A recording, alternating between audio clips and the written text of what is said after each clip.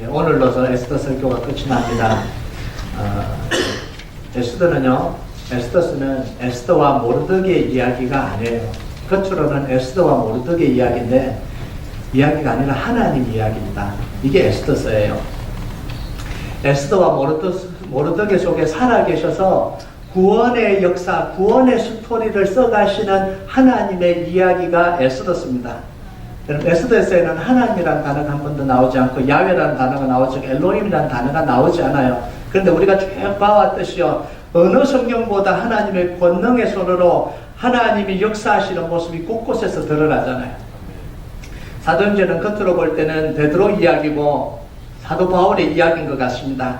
그런데 사실은 베드로 이야기도 아니고 사도 바울의 이야기도 아니고요, 베드로와 사도 바울 속에 살아계셔서 구원의 스토리를 완성시켜 가시는 하나님의 이야기가 바로 사도행전이에요. 여러분, 이게 성경입니다.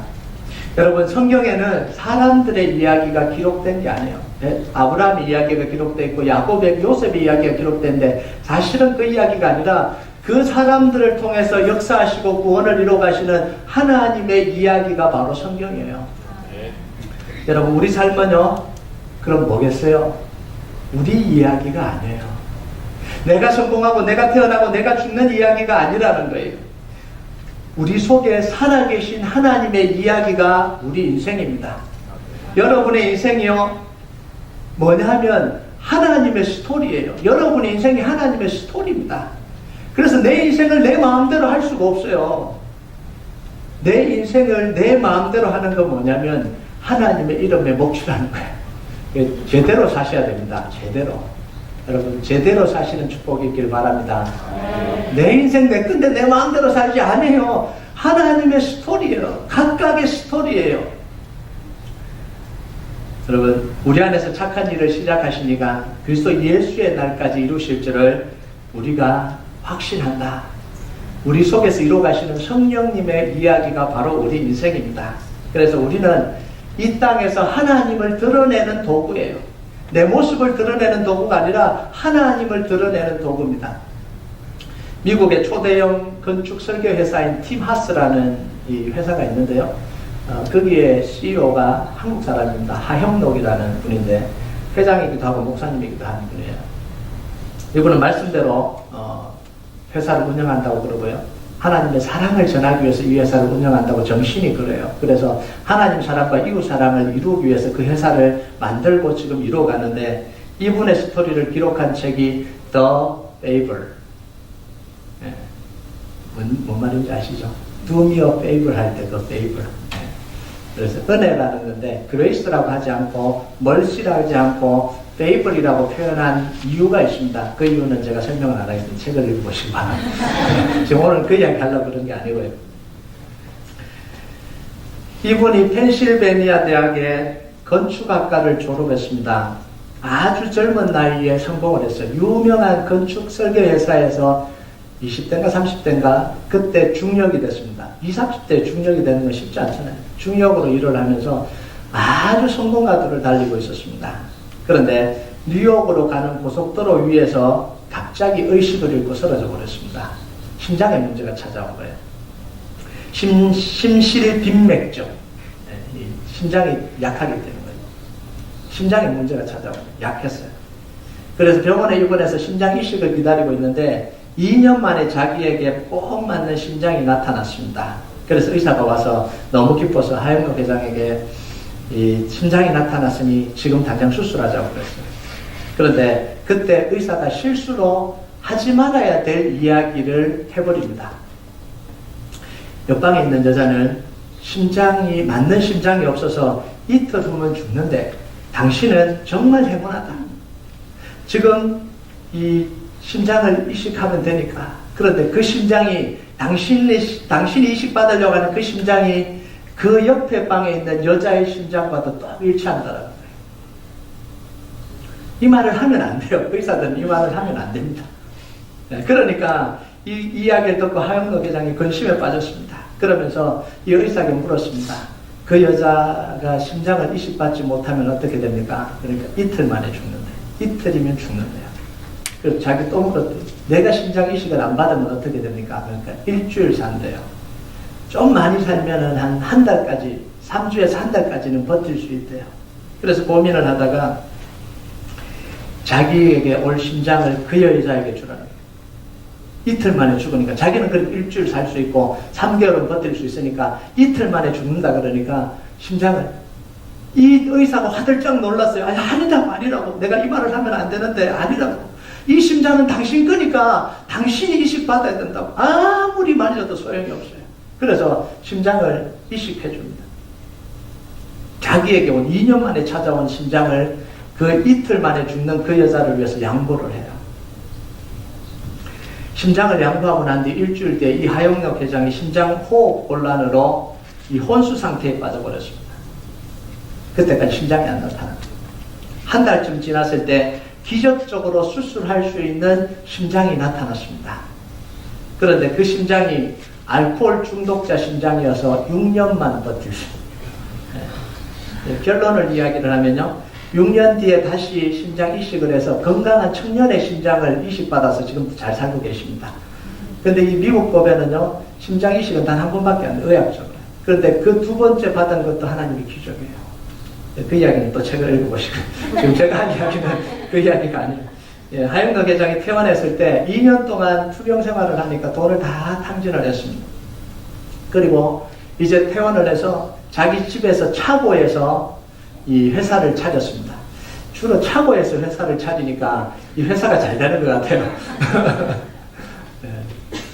그래서 이제 그 회사가 하려는 이유가 뭐냐면 하나님의 사랑을 실천하려고, 이웃을 사랑을 실천하려고 그 회사를 만들었습니다. 회사를 시작하고 몇 달 만에 미국에서 두 번째로 큰 신용회사인 MBNA, 그 회사의 신축 사옥을 건축하는데 공사 감리를 맡았습니다. 첫날 클라이언트를 만나는 자리에서 이 하영록 회장이 자신의 상황을 솔직하게 이야기를 합니다.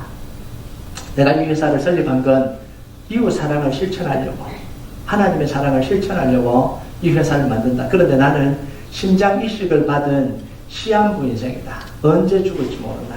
이 심장을 멈추면 그냥 나는 죽는 거다. 그래서 내가 직접 일을 하지 못하고 내가 아니라 실무는 내 직원이 담당할 거다. 그러면 이 클라이언트가요, 그러면 뭐 하겠어? 그래서 맡으라 이러겠어요?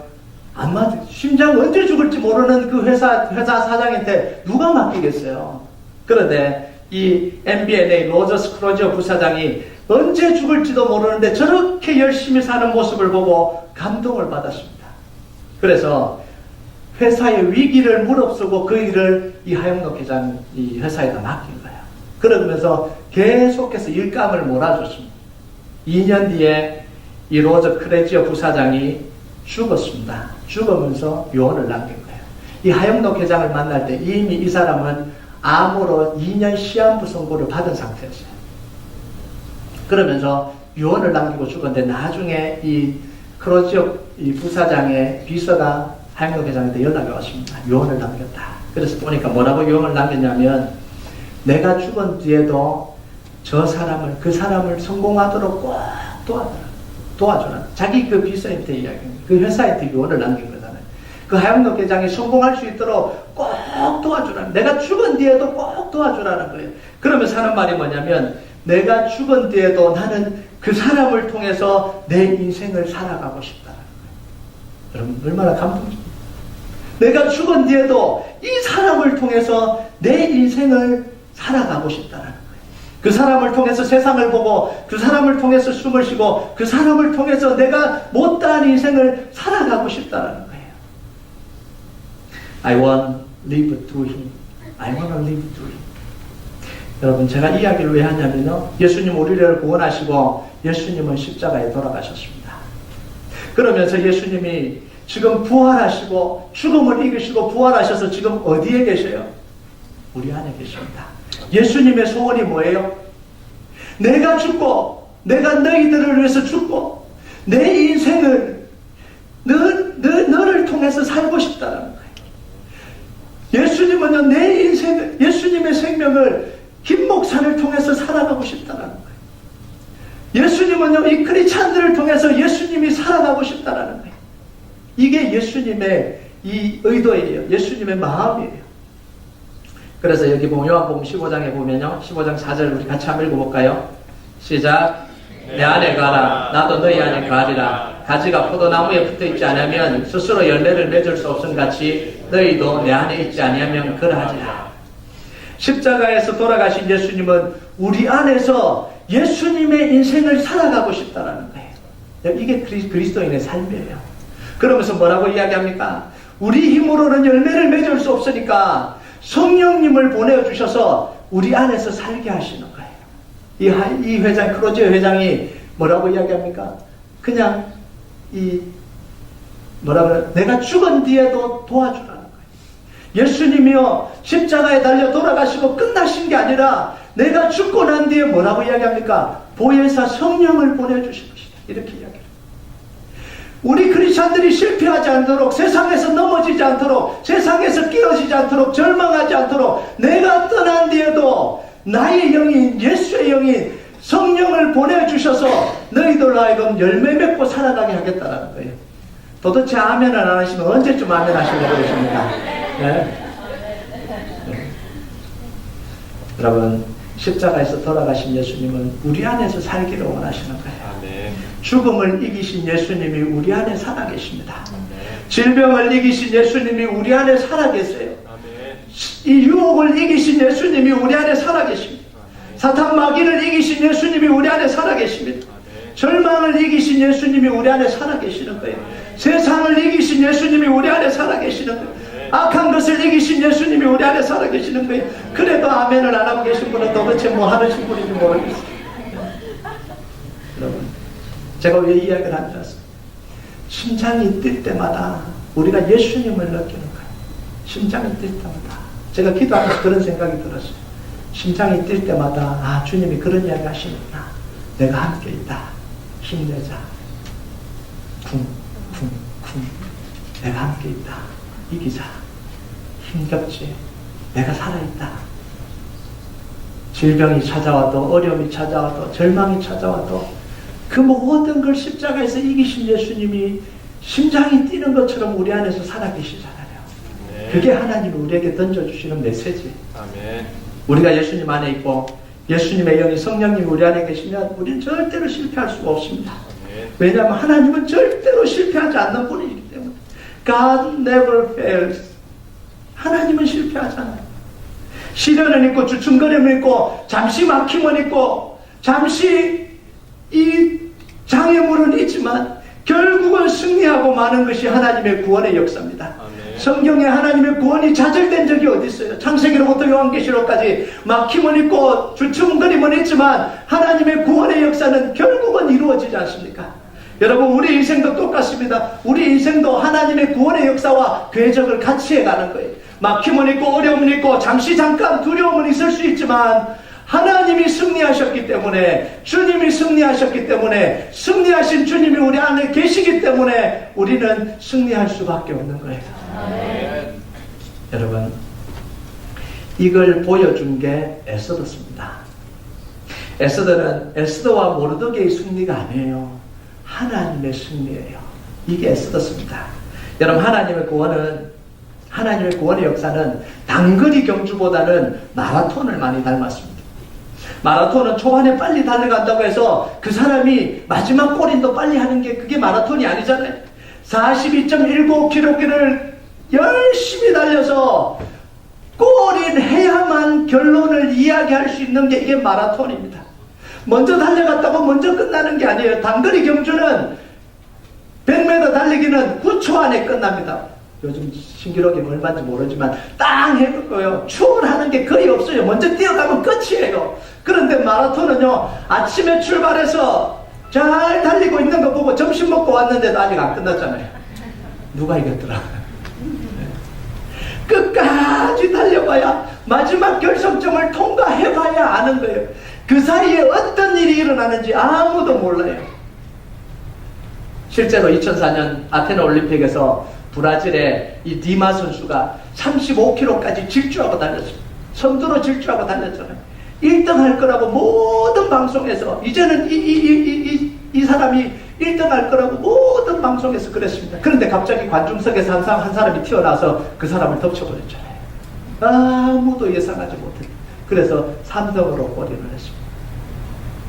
우리 인생에요, 어떤 일이 일어날지 아무도 몰라요. 청년들은 한 30년 잘 달려왔으니까 앞으로도 잘 달려지겠지. 어떤 일이 일어날지 모릅니다. 제가 이 조주하는 게 아니에요.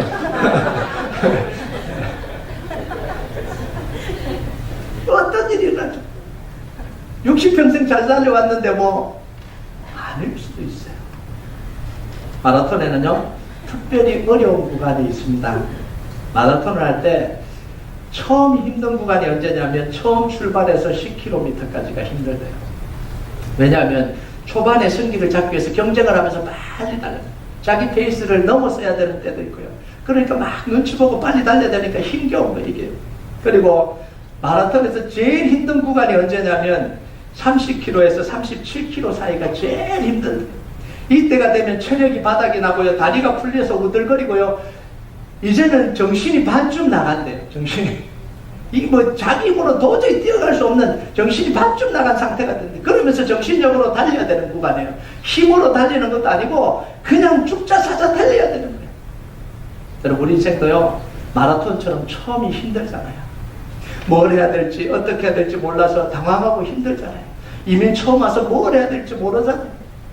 그런데 조금 익숙해지면 좀 쉬워집니다. 아, 이렇게 하면 되겠구나. 어느 정도, 아, 이렇게 하면 인생이 좀 되어지겠구나. 이런 안도감도 들고요. 그런데 그러다가 좀 더 지나면 인생의 위기라는 게 찾아오잖아요. 마치 마라톤에 30km에서 37km 오는 이 힘겨운 상황들. 경제적인 위기가 오고, 가정의 위기가 오고, 생각지도 못했던 자녀들의 위기가 오고요. 건강의 위기가 찾아오고요. 중년의 위기가 찾아오고요. 이혼의 위기가 찾아오고요. 불쑥 찾아오는데 이게 극복하기가 쉽지가 않잖아요. 한 번도 생각하지 못했던 이런 일들이 내 인생 속에 불쑥 찾아오고, 잘 달린다고 생각했는데 보니까 아니, 문제가 찾아와 있다는 걸 그때야 비로소 깨닫게 되는 거예요. 여러분, 그때는 정말 혼신의 힘을 기울여서 그 위기를 극복해야 됩니다. 그 위기를 잘 극복하면 한 단계 성숙한 단계로 올라가고요. 그 위기에서 헤어나오지 못하면 인생의 깊은 수렁 속으로 빠져듭니다. 여러분, 모르드게와 이 하만의 공통점이 뭐냐면 둘 다 페르시아 본토인이 아니었다는 거예요. 우리로 말하면 이민자들이에요. 모르드게는 유다인이었고요. 하만은 아말렉 사람입니다. 이 두 민족 조상은 옛날부터 원수지간이에요. 출애굽할 때부터 원수지간이에요. 얼마나 오랫동안 원수지간이에요. 또 하나의 공통점이 있는데 뭐냐면 모르드게와 하만이 모두 페르시아에서 상당한 고위직으로 올라갔다는 거예요. 여러분, 가량에서 이민자로서, 아니 포로자잖아요. 포로로 잡혀온 사람들이 장관의 자리에 올랐다는 건 이건 굉장히 열심히 살았다는 거예요. 인생을 너무너무 열심히 살았다, 이런 증거잖아요. 여러분, 마라톤으로 보면 하만도 그렇고 모르드게도 그렇고 10km까지 잘 달려온 거예요. 그 위에 누가 앞서갑니까? 2절에 보면 에스더가 왕후가 되면서 모르드게가 앞서가기 시작합니다. 모르드게가 왕을 암살하는 이 암살 음모를 고발하면서 이제 모르드게가 완전히 승리를 붙이는 것 같았습니다. 아, 이제 모르드게에게 모든 이제 이 승리가 다 넘어가는 것 같았어요. 그런데 3장에 예기치 않는 사건이 벌어져 버리죠. 왕이 모르드게를 아니라 하만의 주의를 올려버린 거예요. 있을 수 없는 일이 일어난 거예요. 하만이 등극하면서 모르드게에게 위기가 찾아왔습니다. 마치 30km에서 37km에 찾아오는 이 위기처럼 갑작스러운 위기가 찾아온 거예요. 이 위기는 단순한 위기가 아니지 않습니까? 모르드게가 살아온 인생 전체를 다 뒤집어 버릴 만큼, 다 날려버릴 만큼 큰 위기가 찾아온 거예요. 모르드게는 자기 힘으로는 도저히 버텨낼 수가 없는 거예요. 여러분, 우리 인생을 살아갔다가요, 중년의 위기, 가정의 위기, 자녀들의 위기, 도저히 우리 힘으로 극복이 안 되잖아요. 그 앞에서 우리가 얼마나 나약해지는지 모르겠어요. 요즘 제가요, 기도할 때마다 마음이 아파요. 성도들의 상황들을 들으면서요. 하나님이 이 성도들을 이 성도들의 상황들을 회복시켜줘야 되는데 너무 힘든 분들이 막 어떻게 손을 쓸 방법이 없는 거예요. 이 하나님만 바라봐야 되는 그런 상황. 기도하면서 당장 좀 응답을 해주시면 좀 감사한데 이 능력이 없는 목사라서 손을 얹고 기도해도 이게 성령의 능력이 안 나타나네요. 그래서요, 지난 금요일부터 하나님이 뭐라고 이야기하시냐면 이제부터 성령 사역이다. 그래서 제가 모든 걸 다 바꿨어요. 내 힘을 하지 말자. 모든 걸 다 성령의 능력에 다 맡기자. 하나님 성령 기도할 때도 성령의 역사가 일어나게 해주십시오. 설교할 때도 내 힘으로 하지 말고 지금 성령이 임하게 해주시고 성령님이 우리 이 성도들 속에 역사하게 해달라고요. 아멘도 안 하는 건 정말 제가 힘이 나겠어요. 그래서요, 정말 하나님의 역사가 좀 일어났으면 좋겠다. 하나님의 역사가 우리 성도들 속에 좀 일어났으면 좋겠다. 그래서요, 이 모르드게가 어떻게 그걸 극복해 갑니까? 모든 걸 다 내려놓고 하나님을 붙드는 신앙 하나로 가져갑니다. 그 순간 모든 걸 다 포기하고 붙든 건 뭐예요? 하나님만 붙드는 거예요. 그러니까 결국은 이 모르드게는 그 인생의 위기 속에서 건져 나옵니다. 걸어 나옵니다. 빠져나올 수 없는 위기였잖아요. 이 사망의 조서가 내려졌고요. 다 죽이라는 조서, 왕의 조서가 내려졌고 하만이 그 왕궁을 다 점령하고 있는데 아무리 뭘 붙들어도 안 되는 그때 아닙니까? 그런데 이 모르드게는 그런 상황 속에서 다 내려놓고 세상 권력 다 내려놓고 하나님만 붙들고 그 인생의 위기에서 탈출하기 시작합니다. 이게 모르드게예요. 여러분, 죽으려고 하다가 살아난 분들의 이야기가 참 많은데요. 그분들의 공통점이 있더라고요. 자살하려고, 죽으려고. 사실 이 모르드게는요, 자살해야 되는 상황. 예전에 우리 그 대기업 총수들이 얼마나 많이 자살했어요. 자기가 위기에 몰리니까 탈출구가 없으니까. 사람이 그렇더라고요. 너무너무 힘들면 죽고 싶다는 생각밖에 안 들어요. 이게 사람이에요. 그래서 죽으려고 뛰어내려고 가면요, 이 죽다가 살아난 사람들이 뭐라고 했냐면 죽으려고 하는데 음성이 들리는 거예요. 사람의 음성이 아니라 마음속에 음성이 들리는 거예요. 죽을 용기 있으면 그 용기로 살아. 그죠? 죽으려고 하는데 죽을 용기 있으면 그 용기로 살아. 죽을 각오로 했으면 죽을 각오로 살아. 그러면서 정신이 번쩍 들었어요. 다시 인생을 살아가. 그러면서 그 위기에서 빠져나와. 정말 은혜잖아요. 그 죽음의 순간에 하나님의 음성을 들려주시죠. 죽으려면 혹시나 죽을 작정을 하고 오신 분 계십니까? 죽을 용기가 있으면 그 용기로 살아가십시오. 죽을 각오를 했으면 그 각오로 살아가십시오. 하나님이 함께 하십니다. 저는요, 힘들 때 죽고 싶다 이런 생각이 들 때가 있잖아요. 그 생각하면 좀 머리형이거든요. 생각하면 왜 못 죽는지 아십니까? 부끄러워서 못 죽겠더라고요. 내가 쭉 떠라 매달리지 않았기 때문에 내가 부끄러워서 못 죽겠더라고요. 적어도 죽으려면 쭉 떠라 매달리고 죽을 때까지 해봐야 그래야지 죽어도 이유가 있잖아요. 근데 생각해보니까 그러질 않아서 제가 못 죽겠더라고요. 여러분, 죽을 용기로 살아갔습니다. 하나님 붙들고. 이 모르드게가 죽을 용기로 하나님을 붙들잖아요. 얼마 지나지 않아서 하만에게도 위기가 다가왔습니다. 그런데 하만은 자기에게 위기가 다가오는지도 몰랐어요.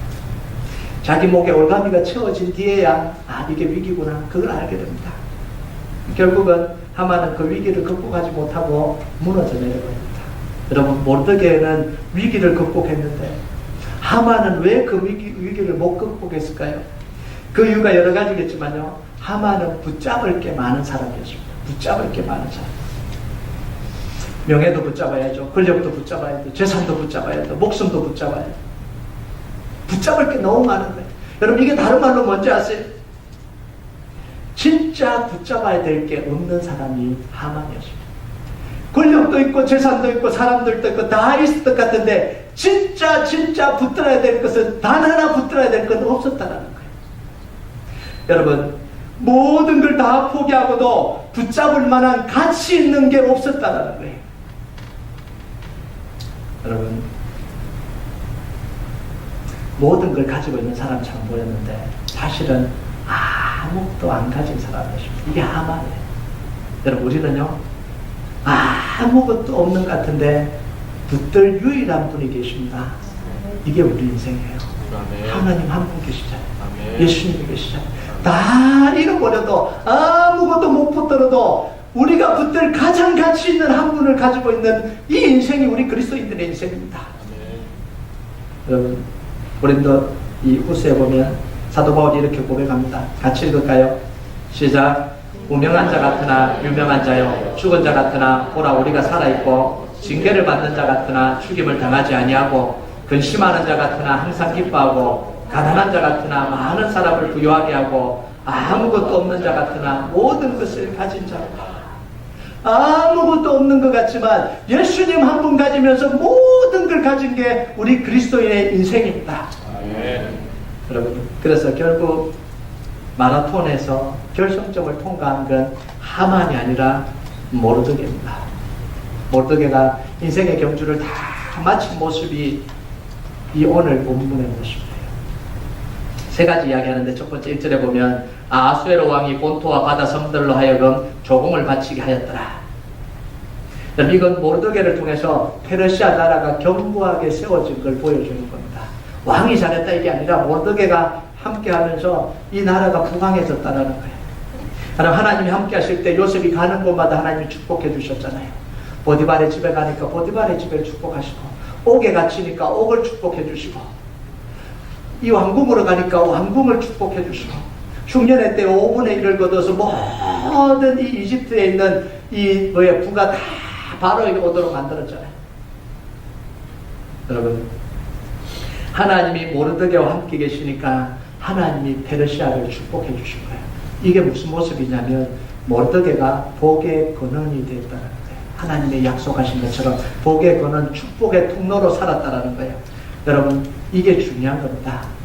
유명해지고 성공하고 잘되고 이것보다 더 중요한 게 뭐냐면 복의 근원이 되는 거예요. 여러분, 여러분이 가는 곳마다 축복의 역사가 있기를 바랍니다. 여러분이 가는 곳마다 하나님이 함께 하시는 축복의 통로가 되시기를 바랍니다. 이게 성공한 것보다, 잘 나가는 것보다, 유명한 것보다 더 중요한 게 뭐냐면 우리 인생을 통해서 하나님의 축복이 흘러가게 하는 인생, 그게 가장 성공한 인생입니다. 2절에 보면 왕의 능력 있는 모든 행적과 모르드게를 높여 존귀하게 한 사적이 메대와 바사와 왕들의 일기에 기록되지 아니하였느냐. 이건 하나님을 의지하고 살았던 모르드게를 하나님이 친히 높여주셨다는 이야기. 자신 스스로 높아지려고 하지 않았는데 하나님이 필요하니까 쓰시고 높여주신 거예요. 3절을 보면 모르드게가 동족에게 크게 존경을 받고 사랑받았다는 내용이 나옵니다. 해피엔딩입니다. 해피엔딩. 여러분, 에스더스를 보면 한편에 아주 재미난 소설을 보는 것 같습니다. 반전도 있고요, 스릴도 있고요. 그러면서 해피엔딩으로 끝나잖아요. 저는 드라마를 보고 영화를 봐도 해피엔딩이 좋습니다. 괜히 우울하게 끝나면 저도 우울해져서 저는 해피엔딩만 보려고 그래요. 해피엔딩으로 끝나요. 여러분, 여기까지만 보면 에스더스는요, 하나님이 도와주셔서 성공한 에스더와 모르드게의 성공 스토리 같습니다. 별반 다르지 않는, 다른 것과 다르지 않는 성공 스토리라고 생각이 듭니다. 그런데 하나님의 구원의 역사는 그럼 어디 있단 이야기예요? 여러분, 성경은요, 표면적인 스토리가 있고요, 그 안에 어느는 하나님의 스토리가 같이 흘러가는 게 이게 성경입니다. 이게 무슨 이야기냐면요, 겉으로 보이는 스토리가 있고요, 그 내면 속에 하나님이 구원하시려고 하는 구원의 스토리가 담긴 게 그게 성경입니다. 그래서 우리가 성경을 읽을 때 그 눈이 열려져야 되는 거예요. 단지 아브라함의 스토리 같고 요셉의 스토리 같은데 아니요. 그 속에 하나님이 구원하시려고 하는 구원의 스토리가 담겨 있는 거예요. 요셉이 이 종으로 팔려가서 성공했다. 이거는 겉의 스토리고요. 그 안에 지금 구원의 스토리는 뭡니까? 요셉을 통해서 이스라엘 백성들을 구원하시려고 하는 하나님의 계획이 이루어지고 있는 거잖아요. 그게 내면의 스토리예요. 여러분, 성경에 왜 바벨론이나 이 페르시아의 왕국 이야기가 그렇게 자세히 기록이 되었을까요? 쓸모없는 이야기잖아요. 이스라엘 왕국의 이야기도 아니고 페르시아 왕국의 이야기, 바벨론 왕국의 이야기, 왜 그렇게 기록이 되어 있을까요? 그 왕국에서 일어나는 일을 통해서 하나님의 구원의 스토리를 만들어가고 있기 때문에 그게 기록이 되어 있는 거예요. 여러분, 바벨론에 포로로 잡혀와서 가장 먼저 총리가 된 사람이 누구예요? 다니엘이에요.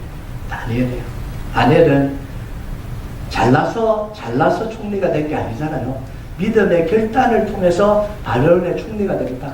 그러면서 하나님은 이 다니엘이 총리에서 떨어지지 않도록 계속해서 지켜주십니다.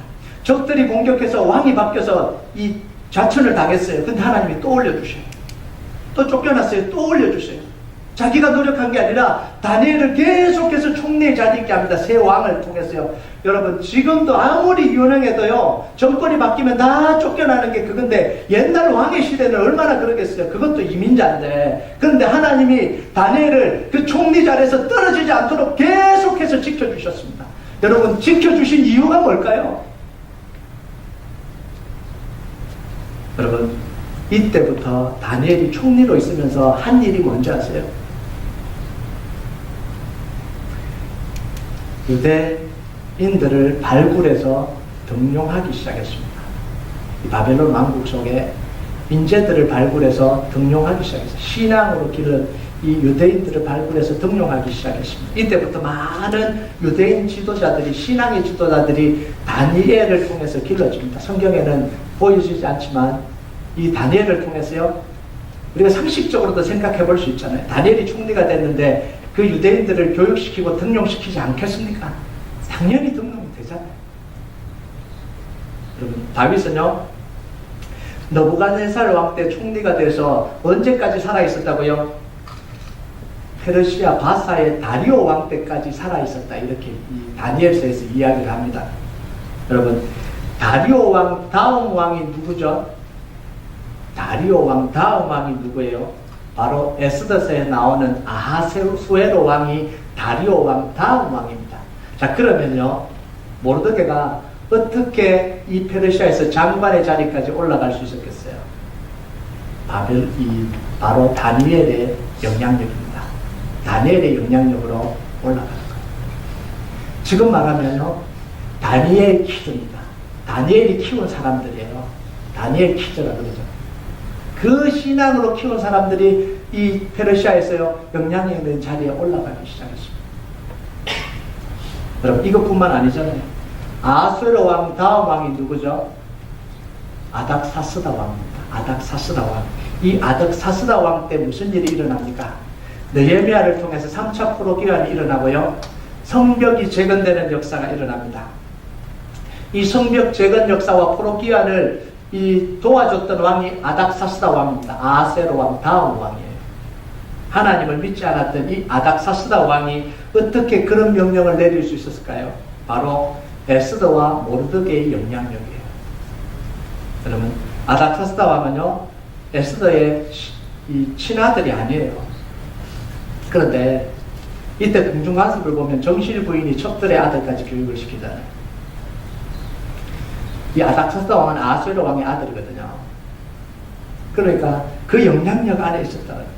그리고 아닥사스다 왕 옆에는 유대인 두 사람이 있었습니다. 한 사람은 에스라, 또 한 사람은 느헤미야. 그런데 에스라와 느헤미야를 읽어보면요, 이 에스라는 왕에게 촉망받는 제사장이고요, 느헤미야는 술 맡은 관원입니다. 이 아닥사스다 왕이 얼마나 소중하게 생각하는지요, 믿고 신뢰할 만한 사람이에요. 척건적 두 사람이에요. 이게 어떻게 가능하겠어요? 이게 에스더와 모르드게의 영향력이에요. 여러분, 그 이유가 바로 모르드게와 에스더가 키운 인물이에요. 여러분, 유대인들은요, 신앙의 지도자들을 통해서 이 영적인 흐름을 포로로 잡혀온 그곳에서도 이어가기 시작한 거예요. 그럼 잘 보세요. 다니엘을 통해서 길러진 이 영향력이 고레스를 통해서 하나님이 포로귀환을 명령하게 만듭니다. 포로귀환이 일어나요. 그리고 이 아닥사스다 왕을 통해서요, 성벽과 성전을 재건해 갑니다. 그 사이에 연결고리가 뭐예요? 에스더와 모르드게예요. 그래서 중요하다는 거예요. 에스더와 모르드게가 하나님의 역사의 연결고리로 등장하는, 그래서 에스더서가, 이 이야기 같은 에스더서가 지금 성경 속에 들어온 거예요. 구원의 스토리를 이어가는 징검다리거든요, 이게. 여러분, 성경에는요, 아무런 관계없어 보이는 일들이 하나님의 계획 속에서 중요한 역할을 감당할 때가 많습니다. 여리고 기생이었던 라합, 기생 라합을 왜 구원을 해요? 그런데 이 라합이 어디로 들어옵니까? 하나님의 구원의 스토리 속으로 들어와요. 유다의 며느리 다말, 유다가 며느리에게 이 다말과 자기 첫 아들을 결혼시켰는데 아들이 죽잖아요. 아들이 죽으니까 둘째 아들 줘야 되잖아요. 둘째 아들도 죽었어요. 셋째 아들을 줘야 되는데 죽을까봐 안 줬잖아요. 며느리를 보내놓으니까 이 며느리가 기생으로 변장을 해갖고 이 유다와 이 동침해서 아이를 낳죠. 이런 말도 안 되는 스토리를 왜 기록을 하냐? 근데 그게 구원의 역사 속에 또 징검다리 역할을 해요. 그러니까 기록이 돼요. 좀 저는 성경을 읽으면서 처음에요, 그거 좀 뺐으면 좋겠다 이런 생각이 들죠. 아니 성경에 지금 안 그래도 좀 그런데 이런 스토리까지 기록해놓으면 어떡하라고. 여러분, 모압 여인이었던 이 룻의 이야기는 빠져도 되는 불필요한 이야기라고 생각이 들었어요. 뭐 이스라엘에 많은 여인이 있는데 뭐 굳이 룻에 와갖고 이삭 죽고 이런 이야기, 뭐 사랑 이야기를 뭐 굳이 필요하냐. 그런데요, 그 이들의 이야기가 없었다면 하나님의 구원의 스토리가 완성이 되지 않잖아요. 여러분, 성경은, 그러니까 이 이야기들이 성경에 기록된 이유가 있습니다. 여러분, 여러분의 인생이 아니라 하나님의 구원의 스토리입니다. 여러분 믿으십니까? 아멘. 여러분이 태어나서 출세하고 어느 학교 나오고 죽었다, 이거는 그냥 평범한 이야기고요. 그 속에 하나님이 이루어 가시려고 하는 구원의 스토리가 담겨져 있는 거예요. 그래서 혹시 여러분의 인생이 겉으로 볼 때는 실패하더라도 실패한 게 아닙니다. 여러분의 자녀들을 통해서 하나님의 구원의 스토리를 이루어 가시는 거예요. 이게 하나님이 일하시는 겁니다. 하나님, 나는 왜 이렇게 고통당하다가 왜 이렇게 인생이 힘듭니까? 다른 사람은 인생의 말년에 이렇게 피는데 나는 말년까지 왜 이렇게 힘들어요? 그럴 수 있어요. 그거는 겉으로 보는 인생 스토리고요. 하나님이 그 속에서 뭘 하실지 아무도 몰라요. 그건 누가 발견하자면 우리가 하나님 앞에서 발견해야 돼요. 그게 우리의 신앙이고 우리의 신앙의 눈이 열렸을 때 보여지는 겁니다. 근데 우리 신앙인들이요, 이 눈이 안 열려지니까 세상적으로 성공하면 와 좋겠다, 와 좋겠다, 나는 이게 뭐지? 진짜 우리가 봐야 되는 걸 안 보고요, 다른 걸 보고 살아가는 거예요. 여러분, 여러분의 눈이 열렸어요. 하나님의 구원의 스토리가 보여지는 역사가 있길 주님의 이름으로 축복합니다. 아멘. 이제 마무리할게요. 5월은 어린이 주일, 어버이 주일, 가정의 달입니다. 여기서 가장 큰 공통점이 뭐냐면 가정에서 가장 중요한 건 신앙의 흐름이에요. 부모의 신앙이 자녀들에게 흘러가고요, 부부가 신앙으로 격려하고 하나 될 때 하나님의 구원의 스토리가 그 가정 속에서 쓰여지는 거예요. 5월이 되면 어린이들은 이런 기대를 가집니다. 목사님 설교에서 자녀들을 노엽게 하지 마라, 이런 설교를 해주기를 기대합니다. 그래서 우리 엄마, 우리 아빠 좀 나를 괴롭히지 못하게 좀 자유롭게 좀 해줬으면 좋겠다, 이런 생각을 가지고요, 우리 부모님들은요, 자녀들 부모님께 순종하라, 그 스토리를 해서 좀 자녀들이 말 좀 들었으면 좋겠다, 이런 생각을 가지고 아마 오늘도 오신 분들이 계실 겁니다.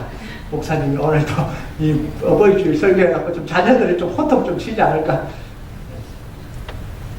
여러분, 그런데요, 그게 신앙의 결단에서 흘러나오지 않으면 잔소리에 불과합니다. 제가 아무리 효도하나, 아무리 자녀들을 잘 가르치라 그래도요, 그게 자기 신앙의 고백으로 나오지 않으면 헛소리예요. 공한 소리예요. 그런데 진짜 자기의 신앙의 고백으로 흘러나오면요, 효도 하나 하지 않아도 성경의 원리를 알고 나면 잘 섬길 수밖에 없어요. 그래서 저는 그런 분들을 가끔씩 만나요. 부모님께 잘하는 분들이 있어요. 왜 그러냐? 왜 그러냐 보니까 말씀을 깨달았대요. 아, 이게 말씀 안에서 부모를 공경하는 게 이게 정말 이 축복이고 은혜구나. 그걸 깨닫고 나니까 그걸 안 빼앗기려고 하는 거예요. 이게 얼마나 감사한 거예요. 부모님도 공경하고 자기도 축복받고 일석이조. 예, 깨달아야 돼요. 근데 목회자가 부모님 공경해야 됩니다. 막 온갖 이 감성적인 언어로 눈물 자아내게 해도 그 주일 끝나면 끝이에요. 안 해요. 근데 내 신앙의 고백으로 자리 잡으면 평생 부모 섬기고 살잖아요. 평생 자녀들 위해서 살아가잖아요. 여러분, 가정의 회복도 하나님의 손에 달렸어요. 부부의 회복도 하나님의 손에 달렸습니다. 자녀들의 회복도 하나님의 손에 달렸어요. 여러분, 이 가정의 달 5월에 큰 나무 성도들의 모든 가정 속에 이 신앙의 회복이 일어나길 주님의 이름으로 축복합니다. 아멘. 잔소리가 사라지고 신앙의 회복이 일어나길 주님의 이름으로 축복합니다. 아멘. 모든 가정에 구원의 스토리, 하나님의 구원의 스토리가 이루어지는 5월이 되길 주님의 이름으로 축복합니다. 아멘. 우리 같이 찬양하도록 하겠습니다. 우리 찬양하는데요, 우리 인생 속에 어려움이 찾아옵니다. 고난도 찾아와요. 험한 십자가 붙들어야 될 상황도 찾아옵니다. 그런데 반드시 하나님은 우리 인생을 승리로 이끌어 가십니다. 살아계신 하나님 우리 속에 계시기 때문에, 부활하신 주님 우리 속에 계시기 때문에, 멸시함을 받는 순간, 험한 십자가 되어야 되는 순간도 있지만, 머뭇거리는 순간도 있지만, 고통스러운 순간도 있지만, 주님은 우리 인생을, 우리의 구원의 스토리를 완성시켜 가실 때 승리로 완성시켜 가실 겁니다.